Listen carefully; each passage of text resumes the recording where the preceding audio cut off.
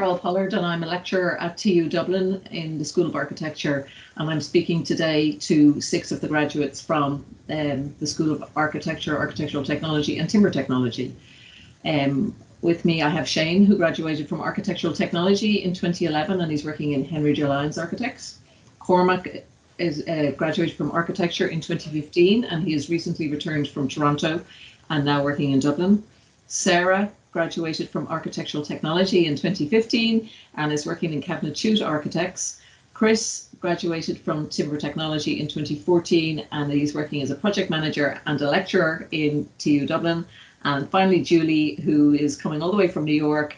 She graduated from Architecture in 2015 and is working with FFA in New York City.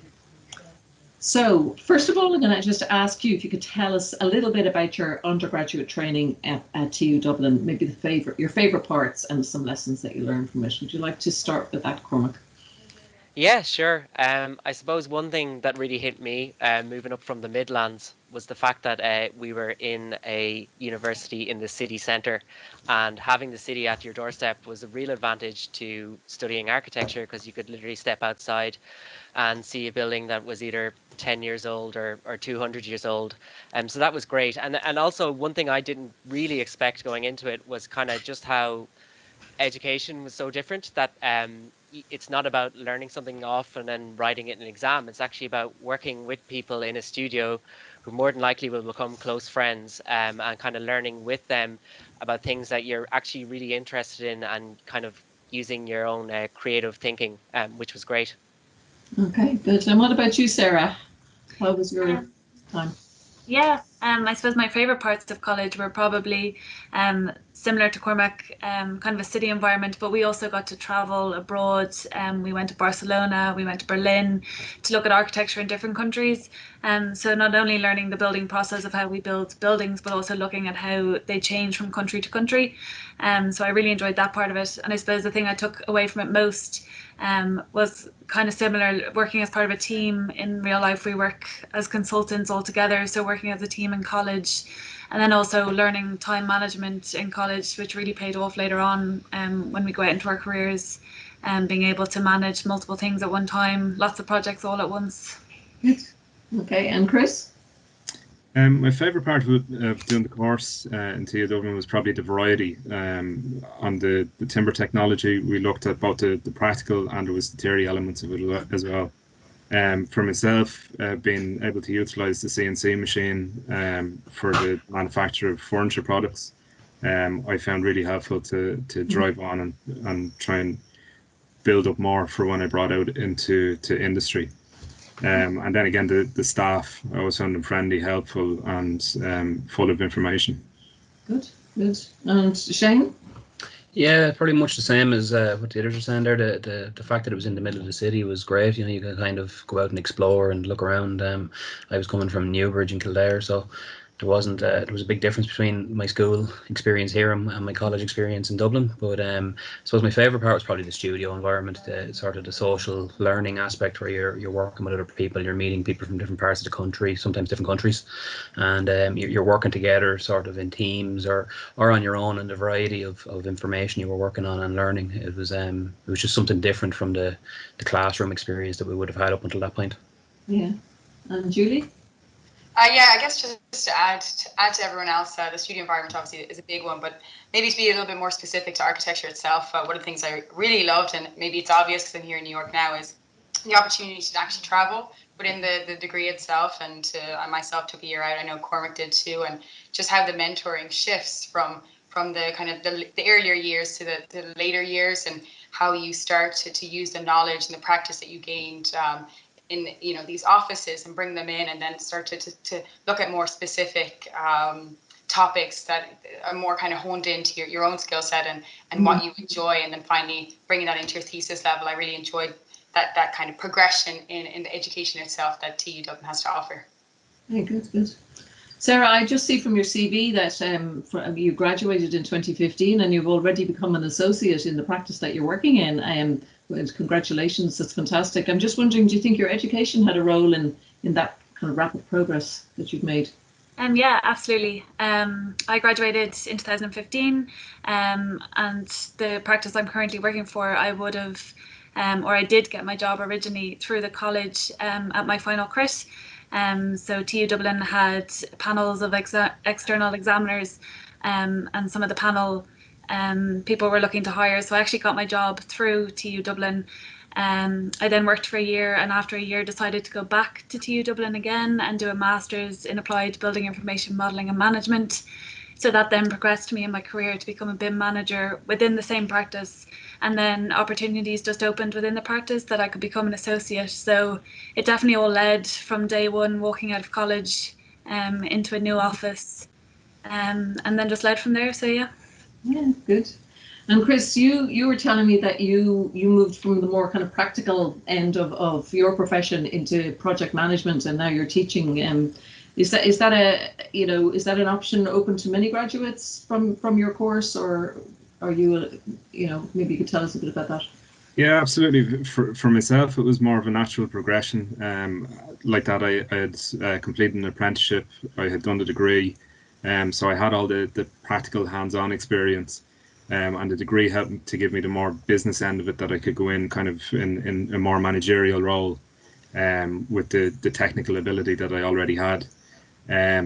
For the new course that we're developing, the sustainable timber technology, it's going to hopefully give a much broader aspect. So it's going to look from, say, the forest to the finished product. So there will be a bigger scope of jobs that will be available to the graduates on completing the course. Great. Okay. And then Julie, working abroad, working in different countries, do you think your training helped you in that regard in finding work in the United States? No, yeah, absolutely. I guess it's funny because when you look at America, right, and you see all these Ivy League schools on paper, and it's a little bit intimidating, and they obviously have this like very established reputation.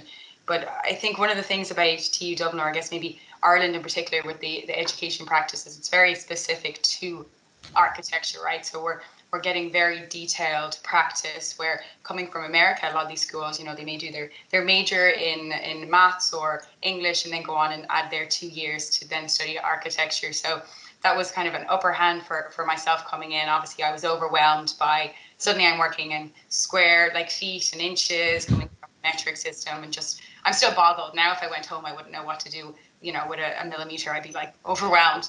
But that, that's the initial walking in the door, being like, oh gosh, this is different. But then honestly, just everything I've learned in my 5 years, and obviously my year out as well, really held to me, and gave me a lot of confidence and knowledge from the get-go to just start off on the right foot.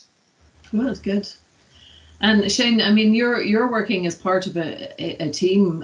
You're the practice you work in delivers some of the biggest projects in Dublin at the moment. How are you finding that? Yeah, it's great. I suppose the thing about the big jobs is there's lots of variety. No two days are the same. No two projects tend to be the same. So you could be in meetings all day one day, and you could be on site all day the next. You could be, you're running from place to place, dealing with contractors, suppliers, clients, colleagues, other consultants. You're kind of you're in the thick of everything. And it's just there's never sort of monotony or a boring day. Everything is sort of all go all the time, and it's really interesting. It's really interesting work, and it's very satisfying at the end of it all when you look at the finished project and get to look back on it. So, and we rarely do that, I suppose. We always just look forward, but it is good to sort of take time at the end of a project to look back. And generally, when you're in a big team, you do that together with a team, and you might do it in one of the venues around town maybe, and enjoy a bit of a night out as well. But yeah, it's good. It's very good. Good. And Cormac, I know that you've also forged yourself a bit of a career as a writer, an architectural writer, and I'm just thinking maybe you could talk to us a little bit about how architecture maybe opens doors into other avenues. Yeah, definitely. I mean, yeah, going into TU Dublin, I kind of had thought that an architecture degree would mean that you would definitely be an architect. And just to look at all of many of my colleagues that I studied with, like people have ended up in a lot of different sort of creative industries, architecture adjacent, we'll say, and it really has opened up doors for people. Like I have colleagues who I studied with who work in 3D visualizations, urban design and planning, filmmaking, theatre design, conservation architecture, of course, and even furniture design. So really, it doesn't hold you back or limit you, and it's a very good education in building science. What I find is that there's three parts to it really. There's the creative side of architecture, which everyone knows. There's the technical side of architecture, which I think TU Dublin was really strong in kind of helping you understand how a building is put together. And then there's also the academic side. And I personally didn't know about the academic side really going into it, and how much writing architects have to do all the time in terms of writing reports, writing letters, writing competition entries. It's a huge part of the job. And I was lucky in my education to really kind of get some great guidance. A lot of the lecturers in TU Dublin are actually very talented writers, as well as being architects. So it really helped me actually. I know when I was filling out my CEO form, I was kind of torn between journalism or architecture, and I didn't realize that by studying architecture, I could kind of hone that other interest of mine as well. So I'm really thankful for that. Yeah, that's great, great. Okay, we're just going to finish up now. I'm going to do a kind of a quick fire question for each of you, and it's really just could you tell us whether your 18-year-old self would be happy, amazed, astounded, or just kind of go, well, yeah, I thought so, at the career you're in now. So, Chris, what about you? I'd probably say 18-year-old Chris would be amazed that I'd be back in education. Once I did the apprenticeship, I kind of thought that was it. Then I ended up coming back doing the degree, and now I'm actually back teaching in TU Dublin as well. So it's kind of gone full circle, but it's nice to be able to bring back the industry experience back into the college, and to give the students the variety and the experience of what I've come across within industry. Good. And what about you, Julie? 18-year-old me, yeah, I think I'd probably be surprised that I'm still in America. Probably would have been expected back in Europe by now. But definitely very happy. Like the responsibility I get over here, being able to lead designs, and just do a broad range of not only project types, but just general roles every single day is quite astonishing. I think maybe I'd be wondering, should I be doing a little bit more art directed things, maybe more installations? But I think what's nice about the career, and Cormac already picked up on it, is that I'm sure 10 years from now, I'm going to be just as surprised and happy where I am. And if it leads me down a different path, it's all of the kind of advantages of what this career has. So yeah. Good. And Shane, what about you? Yeah, I hadn't really thought about it until it was mentioned there earlier on. It's not something we're great at, is looking back. I don't think as a profession, we're always looking forward. But yeah, I think 18-year-old me would be he'd be somewhat amazed, I suppose. He'd be happy because I remember when I was 18 and I got the offer for college, and I had another offer for another course, and all my friends were going to that college, and I was torn between it, and I was kind of worried that you'd lose your group of friends and everything. And I'm still friends with them people today, even though I went in a different direction.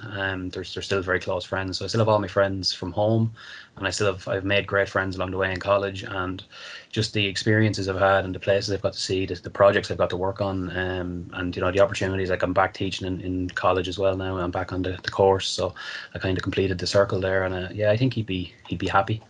Good. And what about you, Cormac? Yeah, well, 18-year-old me was in his second semester of architecture. When I turned 18, I was a bit young, so I guess I had a bit of an idea of what it was ahead. Okay. But I definitely, one thing that does stand out looking back over the last 10 years is just how an architecture degree is actually a license, and people have said this, but a license to actually travel the world, and the education that you get in TU Dublin. I mean, it transferred. I've worked in France, in Rotterdam, and now in Toronto. And it's been kind of like a seamless introduction, and also TU Dublin does have a great reputation internationally, so it's a real opportunity, to move even when you are studying, like when I did an Erasmus program, or took a year out, and then afterwards, you're not limited to one country, one culture. You could kind of decide tomorrow to move to a completely different place, and that's not something you could say for many careers. So that's something that does actually astound me, and I'm sure 18-year-old me would not have expected that. Yeah. And finally, Sarah, how would your 18-year-old self? Yeah, absolutely. I don't think 18-year-old Sarah had a clue what was ahead. Like that, with opportunities, travel, as we talked about, like progression earlier. I think when I walked into the doors of TU Dublin, I thought, it was just kind of like going to school. You've just finished secondary school. It's a completely different world, making friends, like while learning, but just growing as a person, and then coming out the doors of TU Dublin ready to start a career and only progress up. So yeah, I think I'd be in shock if I knew what was coming. Yeah, good. Listen, that was great. Thank you all so much. Thank you. Thank you. Thanks. Thanks. Cheers.